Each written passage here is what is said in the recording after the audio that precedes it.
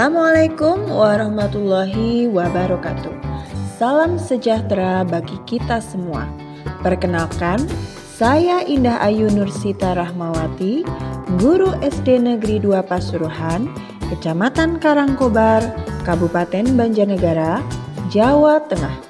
Saya akan melakukan aksi nyata dari platform Merdeka Mengajar, topik 2 tentang mengapa kurikulum perlu berubah. Menurut Ki Hajar Dewantara, pendidikan memberikan tuntunan atau menuntun terhadap segala kekuatan kodrat yang dimiliki anak agar ia mampu mencapai keselamatan dan kebahagiaan yang setinggi-tingginya, baik sebagai seorang manusia maupun sebagai anggota masyarakat. Saja yang kita pelajari di topik 2 ini.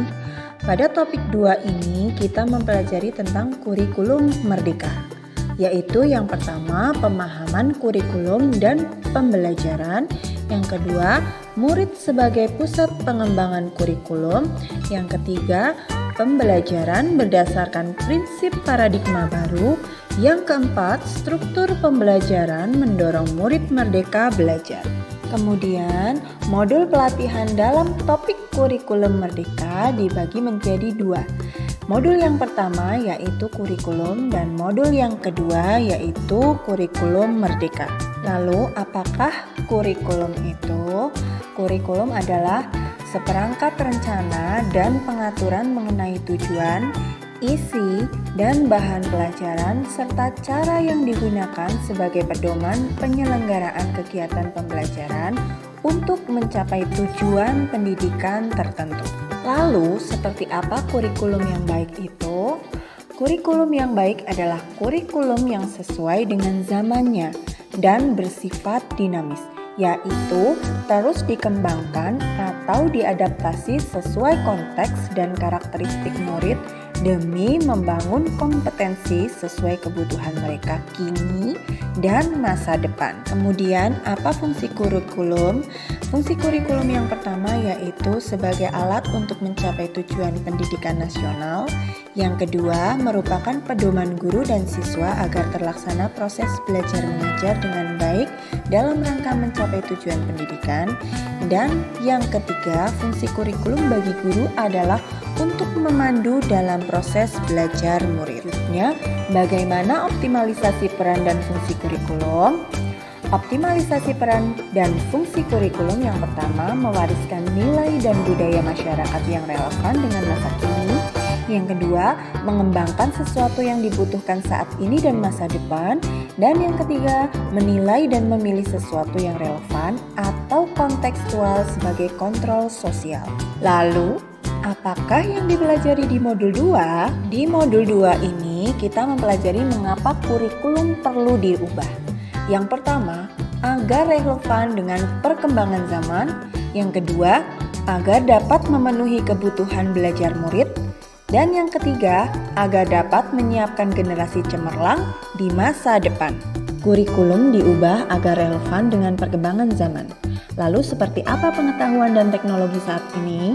Pengetahuan dan teknologi saat ini berkembang dengan sangat pesat. Pembelajaran akan terasa membosankan bagi murid apabila dilaksanakan secara konvensional, sehingga perubahan kurikulum diperlukan sesuai dengan perkembangan zaman. Dengan adanya kurikulum merdeka, pembelajaran lebih berpihak kepada murid. Lalu, perlukah kita melakukan adaptasi terhadap kurikulum? Tentunya perlu.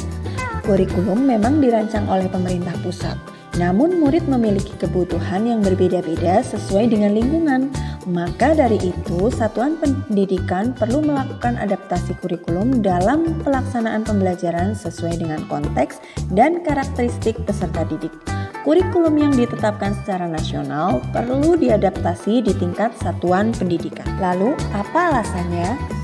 Letak geografis, keadaan lingkungan dan ekosistem sekolah, faktor budaya dan sosiologis, serta perbedaan murid menjadi alasan mengapa kurikulum dari pemerintah pusat harus melalui adaptasi terlebih dahulu dan disesuaikan dengan kebutuhan murid di sekolah. Hal ini dapat diterjemahkan dalam KOPS atau Kurikulum Operasional Satuan Pendidikan. Lalu, apa saja kerangka dasar kurikulum merdeka?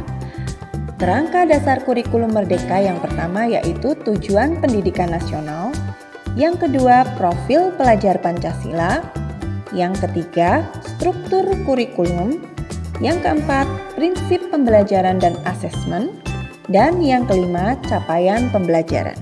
Lalu, apakah sekolah mempunyai kewenangan? Setiap sekolah mempunyai kewenangan untuk mengatur alur tujuan pembelajaran, modul ajar, media ajar, sampai asesmen. Dalam KOSP, kita dapat menyesuaikan rencana dan pengorganisasian pembelajaran sesuai dengan keadaan kontekstual satuan pendidikan agar pembelajaran murid dapat lebih bermakna. Selanjutnya, apa saja prinsip pembelajaran paradigma baru? Yang pertama yaitu mempertimbangkan kebutuhan capaian pembelajaran. Yang kedua, membangun kapasitas belajar murid menjadi pembelajar sepanjang hayat.